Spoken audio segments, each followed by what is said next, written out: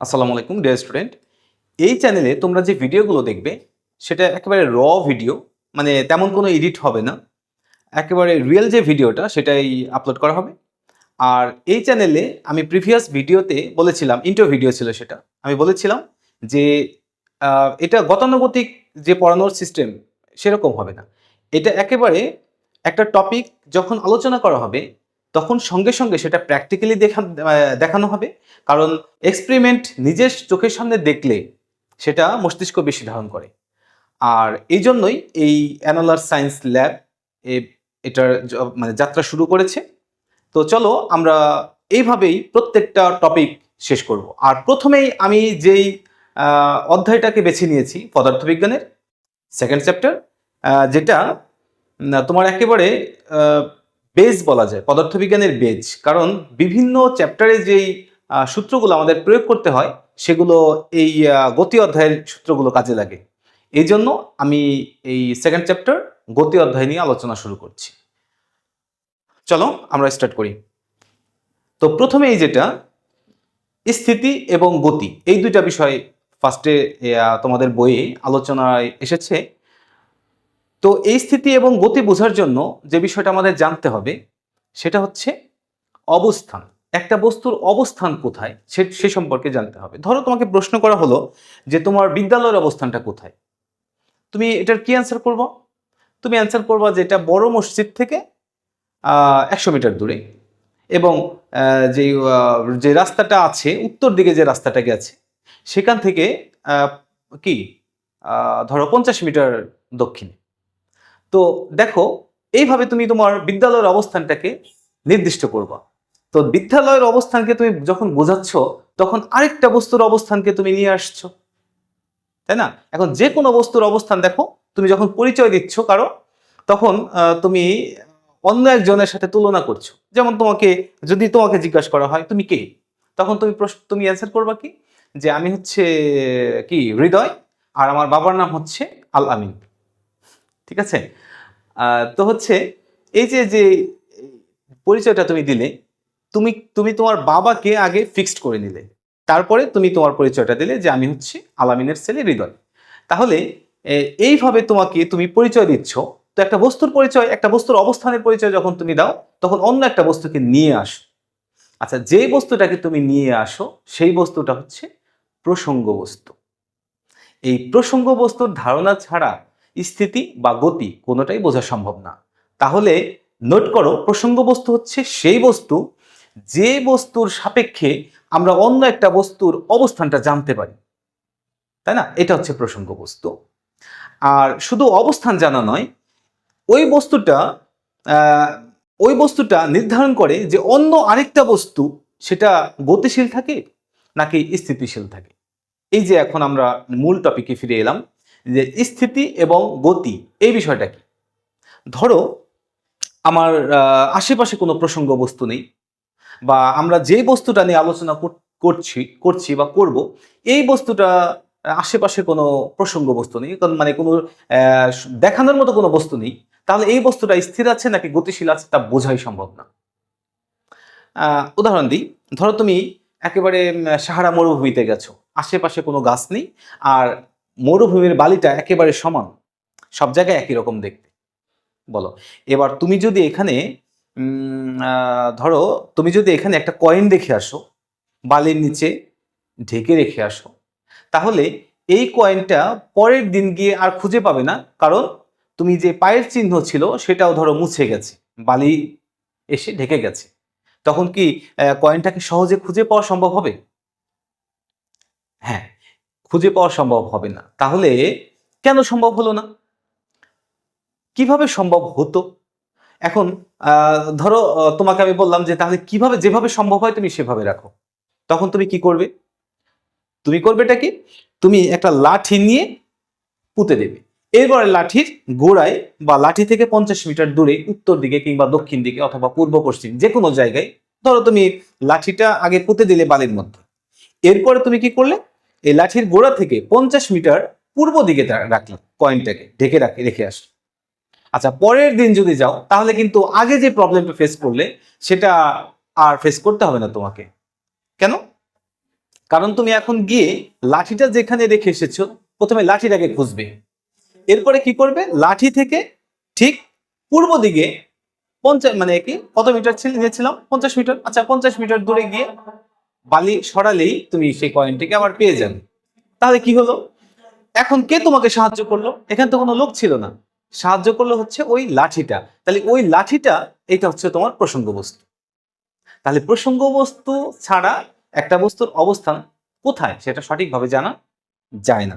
তো স্থিতি আর গতি এই দুইটা বিষয়ে এখন চলে আসি।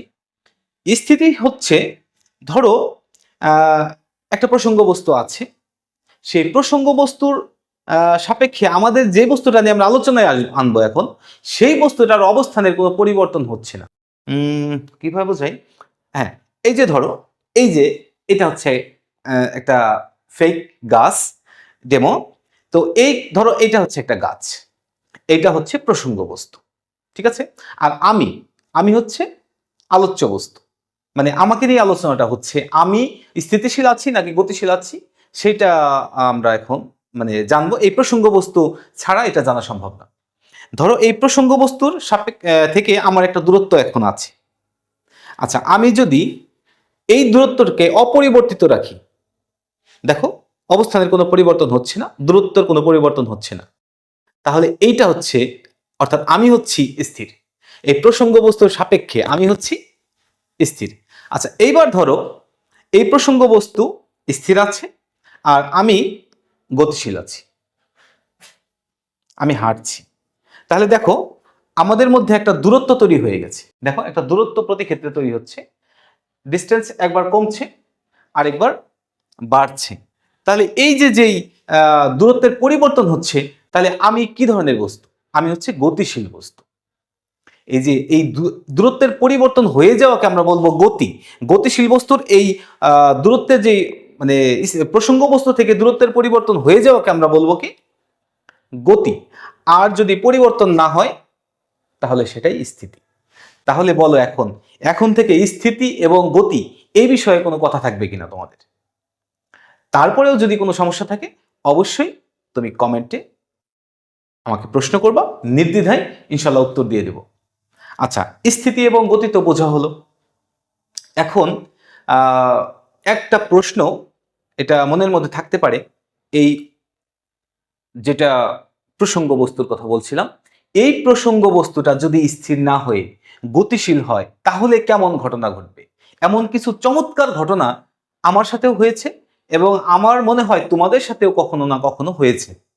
কিরকম আমি বলি, আমি যখন কোনো একটা যানবাহন, যেমন ধরো লঞ্চে উঠি, লঞ্চের সব পাশ আটকানো, আমি একটা জানালার পাশে বসে আছি, জানালা দিয়ে বাইরে দেখছি, বাইরে দেখছি একটা একটা ফেরি।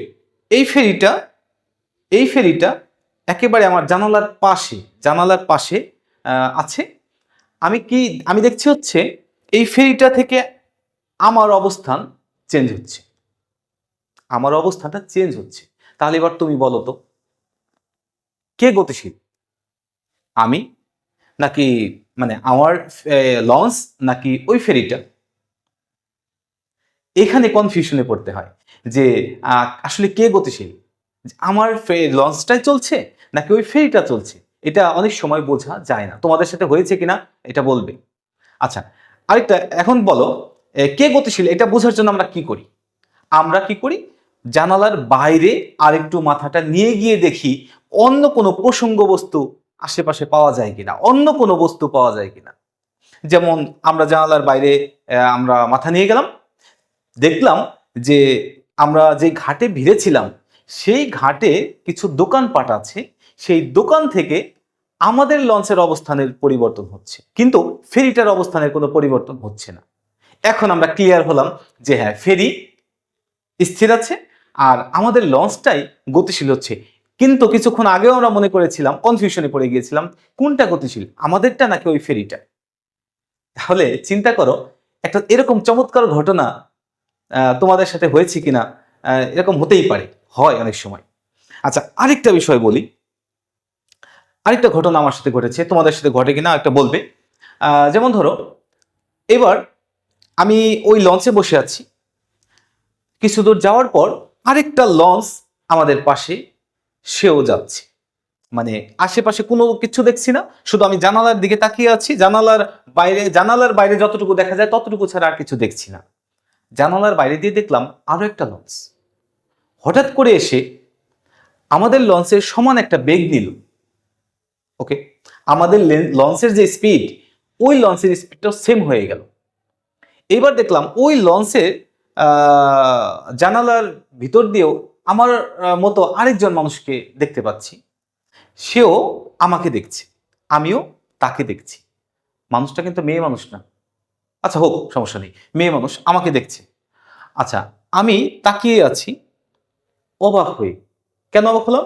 কারণ আমি দেখছি আমাদের অবস্থানের কোনো পরিবর্তন হচ্ছে না, অর্থাৎ সেও আগে চলে যাচ্ছে না, আমিও আগে চলে যাচ্ছি না, বা আমিও পিছনে পড়ে যাচ্ছি না, সেও পিছনে পড়ে যাচ্ছে না।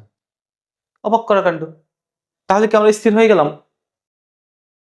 আমি অন্যজনকে জিজ্ঞেস করলাম যে ওই পাশে বসে আছে আরেকটা জানালার পাশে। আমি তাকে জিজ্ঞেস করলাম যে আমাদের লঞ্চটা কি স্থির হয়ে গেল, এখানে কি দাঁড়ালো নাকি, নঙ্গর করলো নাকি? সে বলল না, নঙ্গর তো করেনি, আমরা তো যাচ্ছি। তাহলে এইবার কি আমি কি বুঝবো বলো? এখন আমরা এই যে যেই দুইটা প্রসঙ্গ, মানে দুইটা লঞ্চ পাশাপাশি যাচ্ছে, তাকে যদি আমরা প্রসঙ্গ বস্তু ধরি তাহলে আমরা গতিশীল। আমরা কিন্তু মনে করছি স্থির। কেন মনে করলাম? কারণ দুইটা বস্তু, অর্থাৎ আলোচ্য বস্তু এবং প্রসঙ্গ বস্তু, দুইটা বস্তু যদি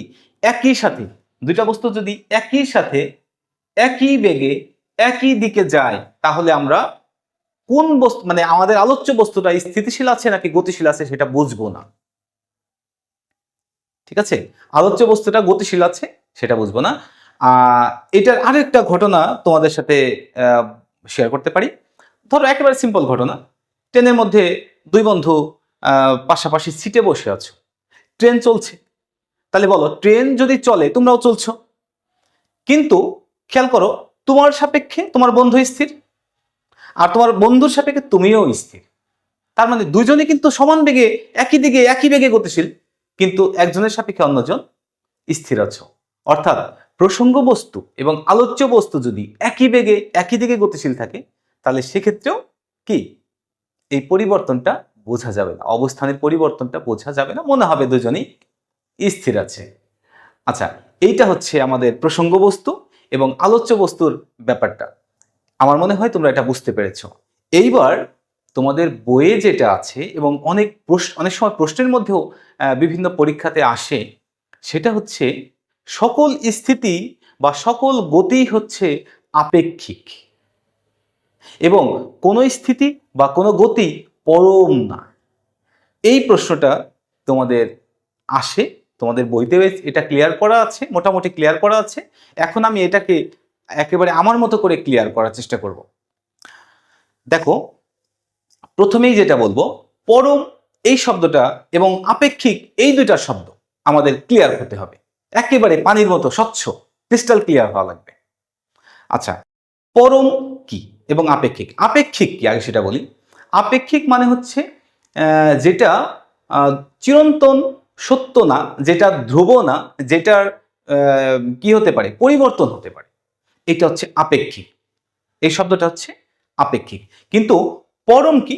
পরম হচ্ছে এমন একটা কিছু যার কখনো পরিবর্তন হবে না, যা চিরন্তন, যা ধ্রুব, এটাকে আমরা বলি হচ্ছে পরম। আচ্ছা, যেমন পরম শব্দটা কোথায় ব্যবহার করি? যেমন যেমন পরমেশ্বর, পরম দয়ালু, মানে এমন একজন দয়ালু, যে দয়ালু চিরন্তন, যে দয়ালু ধ্রুব, যার কোনো পরিবর্তন নেই। আমরা এই পরমেশ্বর বা পরম দয়ালু বলতে কাকে বুঝি, এটা কমেন্ট করে জানাবে।